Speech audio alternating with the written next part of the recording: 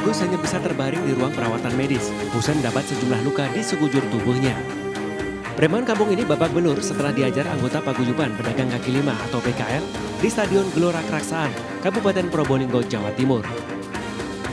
Aksi pengeroyokan terjadi lantaran anggota PKL setempat kesal, selalu menjadi sasaran pemalakan dan aksi premanisme yang dilakukan oleh Agus. Sejak 2 bulan terakhir, pria asal Desa Bulu ini selalu meminta uang jatah keamanan kepada para pedagang. Bahkan Agus juga tak segan menyebut dirinya orang kepercayaan Bupati Probolinggo terpilih Gus Haris. Secara maksa dan tiap hari. Ala kadarnya biasanya minta dikasih 1 lecor minta 1 pak rokok. Juga makan itu setelah makan minta dibayarin. Sering kali begitu. Setelah menjadi korban pengeroyokan oleh PKL, istri Agus membuat laporan ke Mapolsek Keraksaan.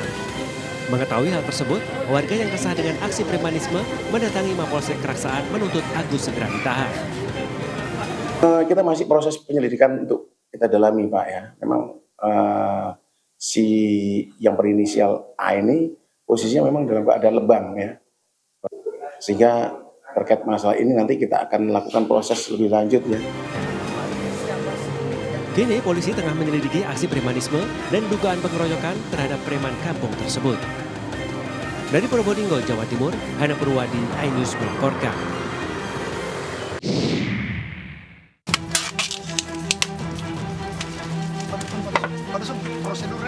Setelah menjadi buron, tim Pusar Polresta Kendari berhasil meringkus Aditya, seorang tukang ojek.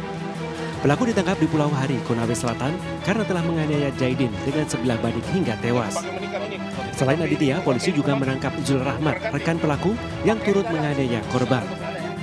Menurut KBO Satreskrim Polresta Kendari, awalnya Aditya menawarkan tumpangan kepada Jaidin, namun justru mendapat perlakuan kasar. Tak terima, pelaku mengeluarkan badik dan mengejar korban. Saat pengejaran itulah pelaku bertemu rekannya Zul Rahmat yang juga sakit hati dengan korban. Kedua pelaku yang terpengaruh minuman keras dengan membabi buta menganiaya korban yang sudah meminta maaf hingga tewas. Usai membunuh, Aditya kabur ke Pulau Hari dan ditangkap polisi di Desa Labuan Beropa, Kabupaten Konawe Selatan. Dari tangan pelaku, polisi menyita barang bukti sebilah badik dan pakaian korban. Melontarkan kata-kata kasar pada saat ditawarkan ojek, sementara yang TSK atas nama MZ alias LB sakit hati karena sebelumnya sempat ditampar. Atas perbuatannya, kedua pelaku dijerat pasal 338 KUHP, subsidiar pasal 351 dengan ancaman 15 tahun penjara. Dari Kendari, Sulawesi Tenggara, Muhtarudin, iNews melaporkan.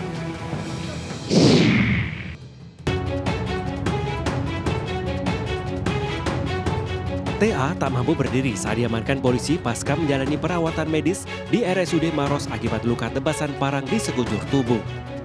Pria 45 tahun ini ditangkap usai terlibat perselisihan berujung penikaman terhadap Aprianto, seorang petani di Desa Damai, Kecamatan Tanralili, Kabupaten Maros, Sulawesi Selatan.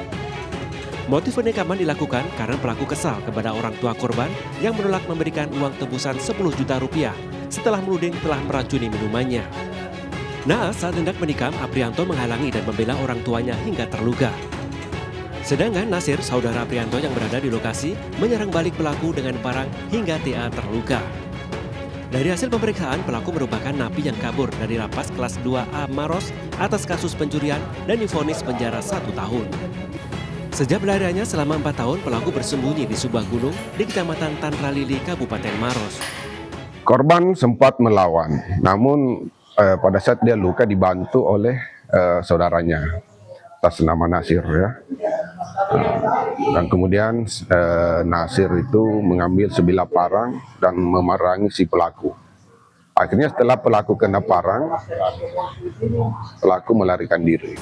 Atas perbuatannya, pelaku dijerat pasal penganiayaan berat dengan ancaman pidana di atas 5 tahun penjara. Dari Kabupaten Maros, Sulawesi Selatan, Wahyu Ruslan, iNews melaporkan.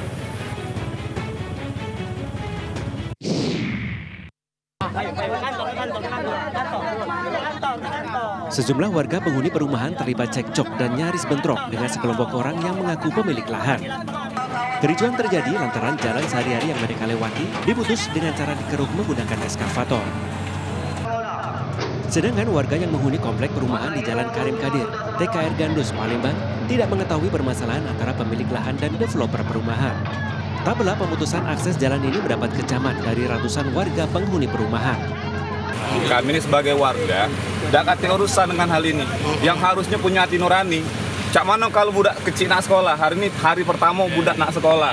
Entah ada nak melahir ke. Kita anggaplah sekolah bisa libur ya, wong nak melahir ke. Berpikir wong sakit. Entah ada wong mati di dalam. Nak kubur ke dalam lubang itu tidak mungkin kan. Sementara pihak keluarga pemilik lahan mengaku langkah ini mereka tempuh karena pihak developer tidak ada itikat baik menyelesaikan sengketa lahan. Pemilik lahan juga mengancam akan meratakan rumah warga karena dibangun di atas lahan mereka. Ada 11 unit rumah yang sudah dijual sama developer dan kita kasih waktu lagi untuk 11 unit rumah yang dijual sama developer. Jika 1 minggu tidak ada konfirmasi, tidak ada etikat baik, terpaksa akan kami ratakan. Bersama ratusan orang, keluarga yang mengaku pemilik lahan menggelar unjuk rasa sebagai bentuk protes keadilan hukum. Di sisi lain, warga yang merasa dirugikan pihak developer membuat laporan di Mapolda Sumatera Selatan. Dari Palembang, Sumatera Selatan, Guntur Ainus melaporkan.